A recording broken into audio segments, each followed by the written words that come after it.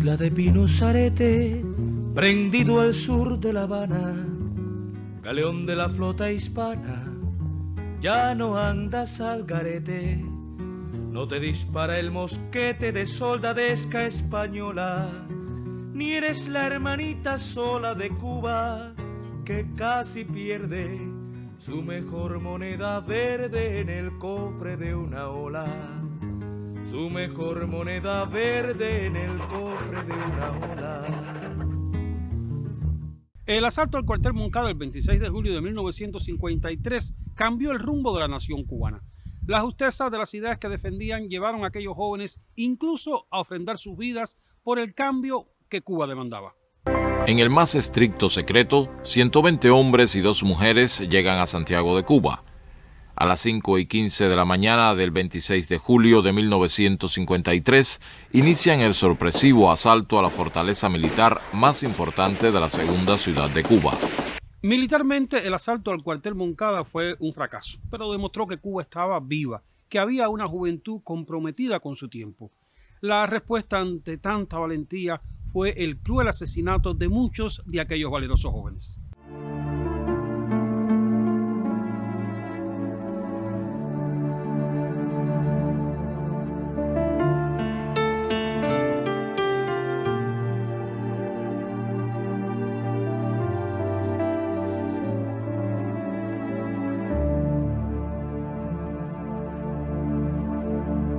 A Presidio Modelo regresamos porque aquí se protagonizó una parte importante de nuestra historia. Porque aquí hace 70 años se consolidó la primera gran victoria popular. Y porque Presidio Modelo marcó el inicio de un nuevo comienzo en la historia de la nación cubana.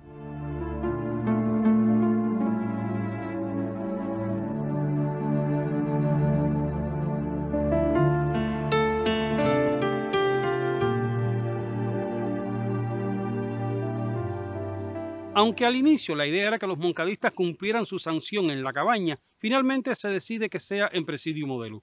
Aquí tendrían encierro y destierro.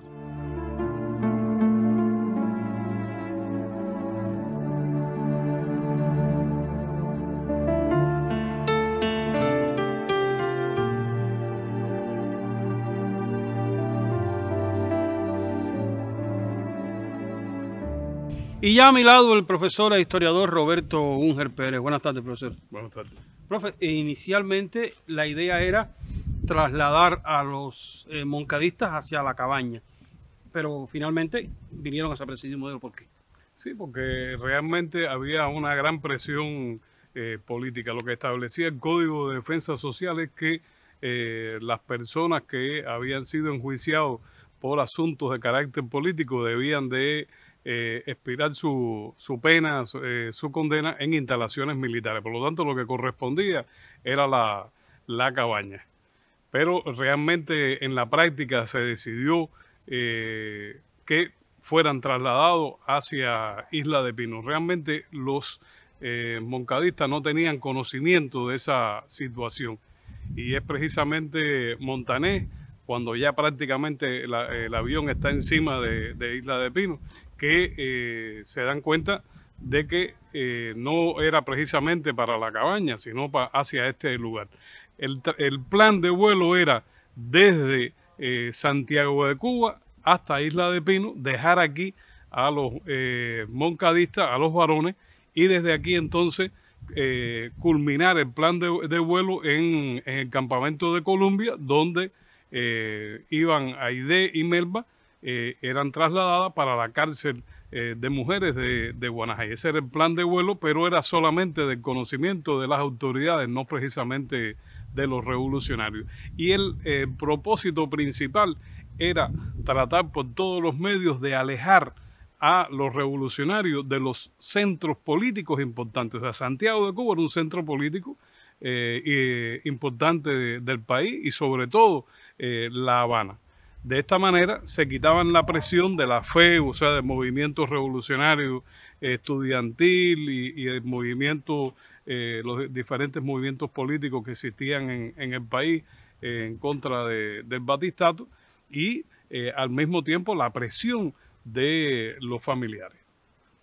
Hay una coincidencia histórica, profe, y es que el 13 de octubre de 1953 llegan los moncadistas aquí a Presidio Modelo. Fidel llega después.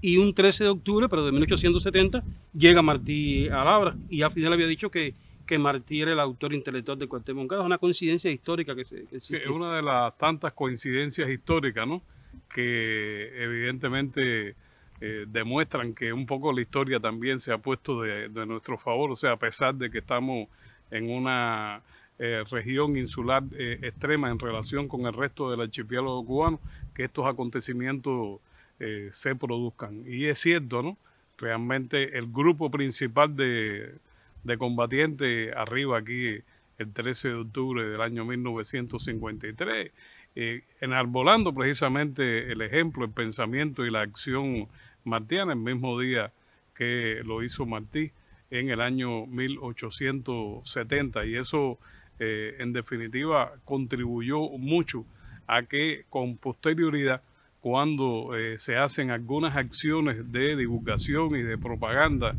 desde Presidio, el pueblo cubano pudiera comprender de que no se estaba en presencia de un grupo puchista o un grupo que estaba desarrollando una labor que, como se conocía en aquel momento, como un golpe de Estado, sino que realmente eran personas que representaban a lo más avanzado del pensamiento revolucionario de la época, que estaban muy conectados precisamente con la práctica y el ideario martiano. Eso fue una cuestión muy importante, además de interesante, ¿no? Sanear la sociedad de delincuentes. Ese era el objetivo principal de Presidio Modelo cuando inició su edificación, violando incluso tratados internacionales que prohibían la construcción de penales en islas. Y aunque aquí habían miles de reclusos, los moncadistas fueron colocados en un pabellón independiente. Por ley, los políticos en Cuba, o sea, los presos políticos en Cuba no podían estar vinculados con el resto de la población penal, sobre todo los presos comunes. E incluso tenían la posibilidad de no acatar un grupo de normas reglamentarias que tenían que ver, digamos, con el uniforme, con los horarios, el vínculo en digamos, en escenario o en espacio de socialización. Y es por eso entonces que se decide que utilizar una parte del hospital para ubicarlos a ellos y evitar ese contacto. Esta no es una práctica que ya se había iniciado en el año 1931, cuando llegan los primeros presos políticos. Estamos hablando de Pablo, de Raúl Roa, que fueron también trasladados para Presidio y ubicados en el hospital digamos, de los enfermos mentales. Por lo tanto, se le estaba dando cumplimiento a una indicación que existía en el país. Con la llegada de Fidel, incluso se hizo digamos, muy importante la llegada de Fidel, porque como abogado tenía conocimiento de esas ventajas. Y cuando Fidel llega el día 17, se da cuenta que todos sus compañeros están uniformados, al igual que el resto de los presos. Y da indicaciones y reclama también a las autoridades de Presidio para poder ellos disponer de la ropa de civil que tenían y quitarse entonces el uniforme de preso que lo identificaba como reo de esta instalación carcelaria.